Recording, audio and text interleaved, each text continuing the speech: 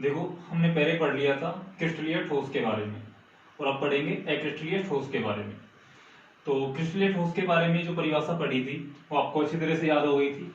अब अक्रिस्टलीय ठोस हम किसे कहेंगे? तो अक्रिस्टलीय ठोस जो होते हैं यानी ऐसे ठोस जिनमें अवयवी कणों की निश्चित अंतराल के बाद या निश्चित अंतराल के पश्चात पुनरावृत्ति नहीं होती है, क्या कहलाएंगे? अक्रिस्टलीय ठोस। अब अवयवी कण क्या होते हैं ये मैंने आपको पहले भी बता दिया है। कोई अणु हो, आयन हो या परमाणु हो, अणु हो, आयन हो या परमाणु हो, हम उसे क्या कहेंगे? अवयवी कण। अब इनके गुणधर्म देखिए, इन्हें आभासी या अवास्तविक ठोस भी कहते हैं। जो अक्रिस्टलीय ठोस होते हैं उन्हें आभासी या अवास्तविक ठोस का नाम भी दिया गया है, यानी ये काल्पनिक होते हैं। इनके अलावा इनके जो अवयवी कण हैं उनकी लघुपरासी व्यवस्था होती है, जबकि क्रिस्टलीय ठोस में कैसी व्यवस्था थी? दीर्घपरासी व्यवस्था। लघुपरासी व्यवस्था का मतलब क्या है कि जो इनका पैटर्न है वो नियमित होता है, निश्चित होता है, ज्यादा लंबा नहीं होता। निश्चित मतलब एक अंतराल के बाद रुक जाता है, जबकि क्रिस्टलीय ठोस का लगातार चलता रहता है, रुकता नहीं है। तो इनकी लघुपरासी व्यवस्था होती है, जबकि क्रिस्टलीय ठोस की कैसी होती है? दीर्घपरासी व्यवस्था होती है। ये धीमी गति से बहते हैं, अतः इन्हें अतिस्थित द्रव भी कहा जाता है। इनमें श्यानता का गुण पाया जाता है, हम ये कह सकते हैं। और तेज धार वाले चाकू से इन्हें काटने पर इनकी जो सतह है वो चिकनी व सपाट प्राप्त नहीं होती, खुरदरी प्राप्त होती है, यानी क्रिस्टलीय ठोस से जस्ट अपोजिट हम ये कह सकते हैं। इसके अलावा हमें एक मोस्ट चीज याद रखनी है, जो अक्रिस्टलीय ठोस हैं एक निश्चित ताप पर क्रिस्टलीय ठोस में बदल जाते हैं। जो अक्रिस्टलीय ठोस होते हैं एक निश्चित ताप पर क्रिस्टलीय ठोस में चेंज हो जाते हैं। इसी कारण जो पुरानी सभ्यता की वस्तुएं थी उनका जो रंग है वो उनके अंदर दूधियापन आ जाता था, या उनकी जो दृष्टियता है उसकी जो दृष्टियता है उनमें दूधियापन आ जाता, दूध के जैसा रंग आ जाता था उनके अंदर। और इनके जो गलनांक है वो अनिश्चित होते हैं, और गलनांक अनिश्चित होने के कारण इनके शीतलन वक्र हैं जो सतत प्राप्त होते हैं। ताप और समय के बीच जो शीतलन वक्र बनाएंगे, इसमें समय और ताप के बीच शीतलन वक्र बनाते हैं, तो वो शीतलन वक्र इस प्रकार से प्राप्त होता है, यानी जैसे जैसे तापमान कम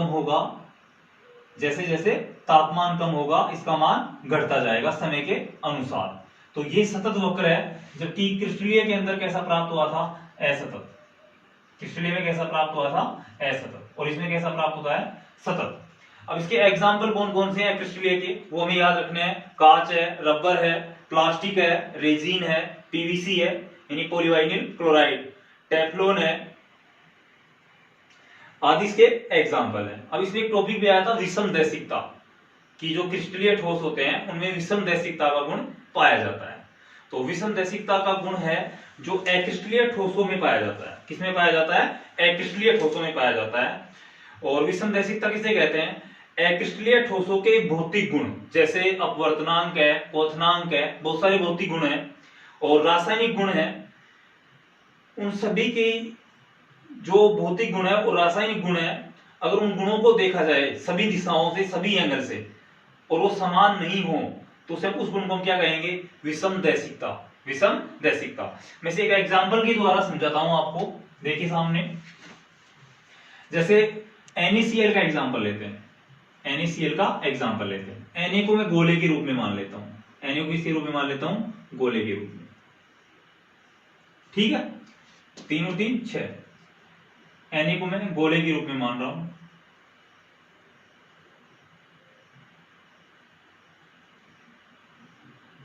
आपने गोले के रूप में दे सकते हो सोडियम को,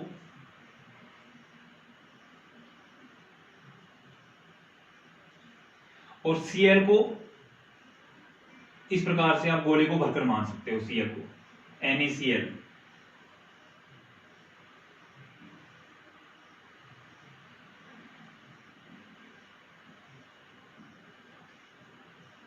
ये इसकी दीर्घपरासी व्यवस्था भी है, क्रिस्टलीय ठोसों की दीर्घपरासी व्यवस्था भी है, क्योंकि अनंत तक चलती रहती है, नीचे की तरफ भी और इस तरफ भी। NaCl, NaCl, NaCl, Na, फिर Cl आगे चलता, इस प्रकार से डॉट डॉट चलता रहेगा, रुकेगा नहीं आगे। अब इसमें मैं एक एंगल लेता हूं A से B तक, एक एंगल लेता हूं A से B तक। जैसे मान लो मैंने ले लिया एक एंगल यहां से, एक दिशा ले ली इसकी A से B तक, और एक एंगल लेता हूं मैं इसका यहां से C से D तक, C से D तक, C से D तक।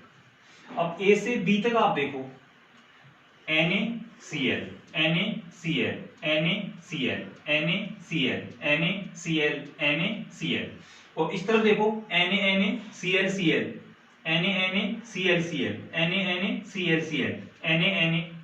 तो ये क्या हो रहा है कि हम दोनों दिशाओं से, दोनों एंगल से देख रहे हैं, A और B से और C और D से देखते हैं, तो हमें समान एंगल प्राप्त नहीं हो रहा, दोनों दिशाओं से समान ये रिसीव नहीं हो रहा हमें। यानी हम ये कह सकते हैं इनके जो भौतिक गुणधर्म है वो समान, दोनों दिशाओं में समान नहीं है। तो इस गुण को हम क्या कहते हैं? विषमदैशिकता। क्या कहेंगे? विषमदैशिकता। ये आपकी विषमदैशिकता टॉपिक कंप्लीट। आगे देखिए इसी क्रम के अंदर एक कांच जो है उसे अतिशीतित द्रव क्यों कहते हैं? क्वेश्चन बन सकता है अब इसके अंदर से, कांच है उसे अतिशीतित द्रव क्यों कहा जाता है? या फिर क्वेश्चन इस तरह से बना सकता है कि जो पुरानी इमारतें हैं उनकी खिड़कियों में लगे जो कांच है उनके नीचे वाले जो भाग है वो मोटे क्यों हो जाते हैं? तो इसका आंसर आपको देना है कि कांच की श्यानता बहुत अधिक होती है, अतः यह धीमी गति से बहता है और इसलिए इसे अतिशीतित द्रव भी कहा जाता है। और धीमी गति से बहता है तो कांच का जो ऊपरी भाग है वो बहकर नीचे आ जाता है और नीचे वाला किनारा है जो क्या हो जाता है? मोटा, और ऊपर के जो किनारे हैं वो क्या हो जाते हैं? पतले। इसका आंसर आपको यही देना है। और कांच को अतिशीतित द्रव भी कहा जाता है, यानी अक्रिस्टलीय ठोस को हम क्या कहते हैं? अतिशीतित द्रव। उसके बाद है क्रिस्टलीय ठोस के प्रकार। तो क्रिस्टलीय ठोस के प्रकार में सबसे पहले आता है आणविक ठोस। तो आणविक ठोस, इसका नाम देखो क्या है? आणविक ठोस। तो उसकी परिभाषा क्या होगी? वे ठोस, यानी वे ठोस जो अणुओं से मिलकर बने होते हैं क्या कहलाते हैं? आणविक ठोस। और ये कितने प्रकार के होते हैं? 3 प्रकार के होते हैं। कितने प्रकार के होते हैं? 3 प्रकार के होते हैं। फर्स्ट ऑफ ऑल आणविक ठोस जो है सबसे पहला होता है ध्रुवीय आणविक ठोस। कौन सा होता है? ध्रुवीय आणविक ठोस। अब ये जितने भी आपके आएंगे उनमें आपको ये याद रखना है कि इनके बीच कौन सा आकर्षण बल पाया जाता है और इनके मध्य आकर्षण बल के अलावा इनके एग्जाम्पल क्या है। ज्यादातर इनके एग्जाम्पल पूछे जाते हैं एग्जाम में कि ध्रुवीय आणविक ठोस का एग्जाम्पल बताइए, ध्रुवीय आणविक का एग्जाम्पल बताइए। तो सबसे पहले इसकी परिभाषा देखते हैं। वे ध्रुवीय अणु या वे ध्रुवीय अणुओं से मिलकर बने होते हैं। हम ये कह सकते हैं कि ये हैं जो ध्रुवीय अणुओं से मिलकर बने होते हैं। इनमें द्विध्रुव आकर्षण बल पाया जाता है। एक तो हमें ये बात याद रखनी है कि इनमें द्विध्रुव आकर्षण बल पाया जाता है। और इनके एग्जाम्पल कौन से हैं? ठोस SO2 है, ठोस HCl है, ठोस SO2, ठोस HCl है, ठोस HCl और P4O10, P4O10। फास्फोरस है जो कि हवा के संपर्क में आने पर सभी धूम्र है। ये सारे किसके एग्जाम्पल है? ध्रुवीय आणविक ठोस के। और इसका जो दूसरा प्रकार है उसका है अध्रुवीय आणविक ठोस। अध्रुवीय आणविक ठोस क्या कहेंगे उसे? अध्रुवीय आणविक ठोस। तो अध्रुवीय आणविक ठोस की परिभाषा क्या होगी? सीधी सी बात है, उसी परिभाषा को नाम के अनुसार लेकर चलते हैं।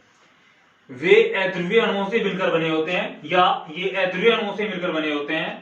इनके मध्य लंदन बल या परिक्षेपण बल पाया जाता है। या तो लंदन बल पाया जाएगा या परिक्षेपण बल पाया जाएगा।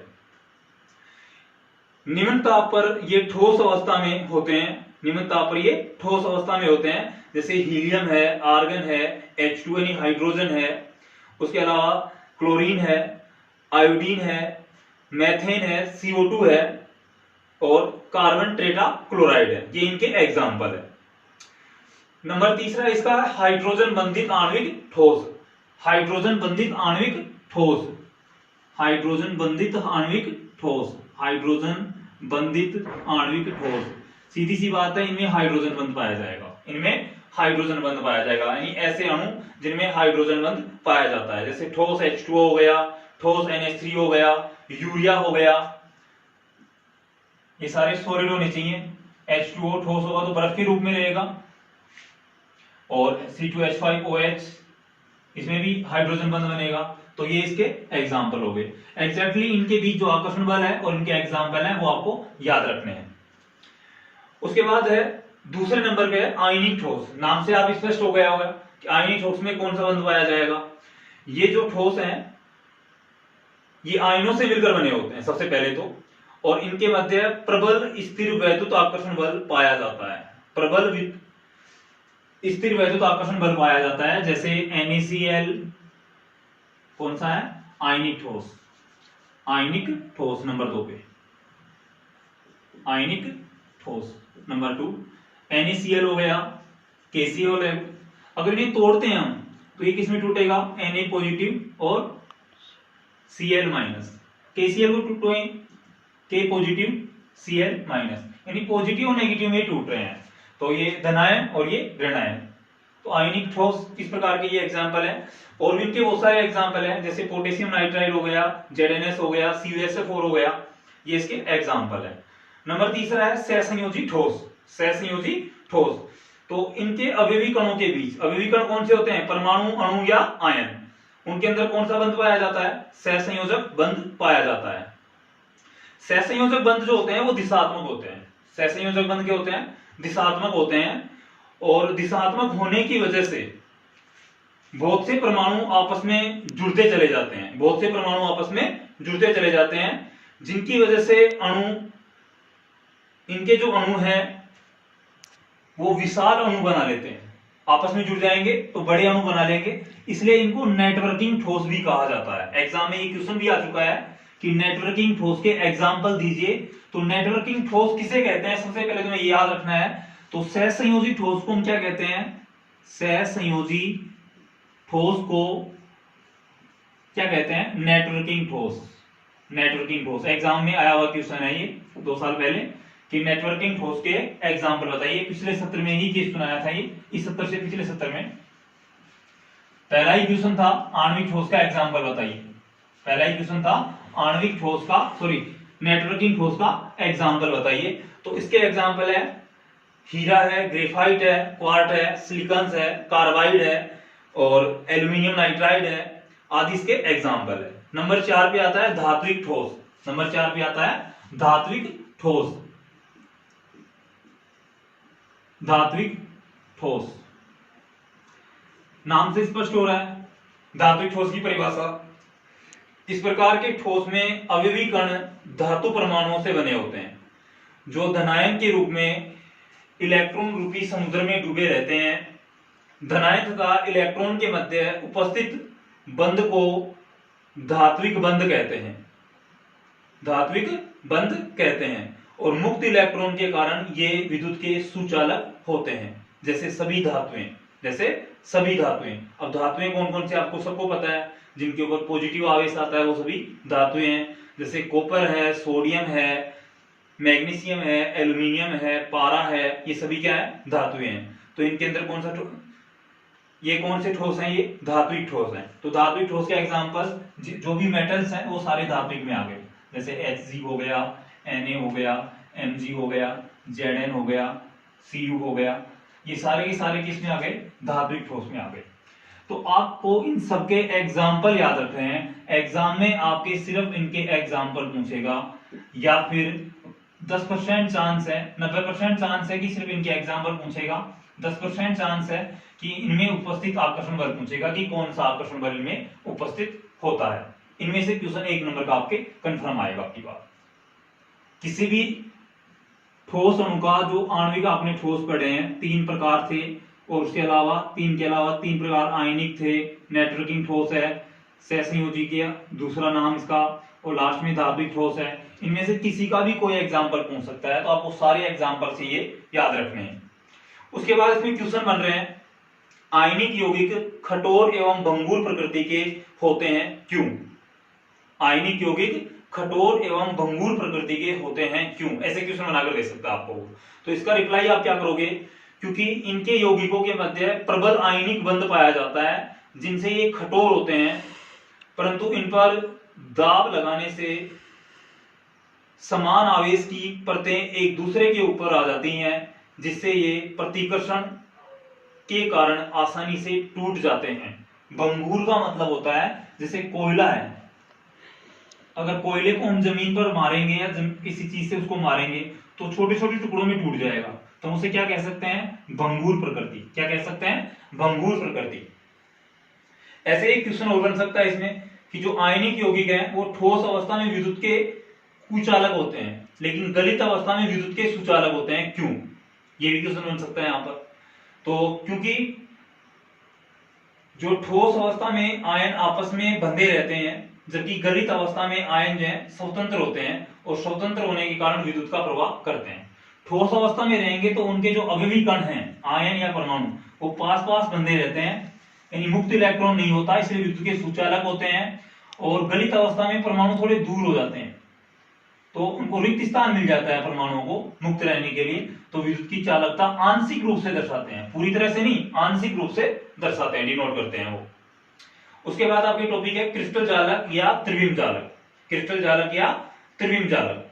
तो क्रिस्टल ठोस में अवयवी कणों की त्रिविमीय नियमित व्यवस्था क्रिस्टल जालक कहलाती है। जो क्रिस्टलीय ठोस हैं उनमें अवयवी कण हैं। अवयवी कण कौन से हैं? अणु, आयन या परमाणु। उनकी जो त्रिविमीय व्यवस्था जो नियमित होती है वो क्या कहलाती है? क्रिस्टल जालक कहलाती है। त्रिविमीय का मतलब है 3D। त्रिविमीय का मतलब है 3D। तो सबसे पहला इसमें टॉपिक है मात्रक कोष्टिका या एकक कोष्टिका, जिसे हम इकाई सेल भी कह सकते हैं। उसकी परिभाषा है वह छोटी से छोटी इकाई, वह छोटी से छोटी इकाई जिसकी पुनरावृत्ति करने पर क्रिस्टल जालक का निर्माण होता है, मात्रक कोष्टिका कहलाती है। मात्रक कोष्टिका कहलाती है। ठीक है, अगला मैटर हम अगले वीडियो के अंदर देखेंगे।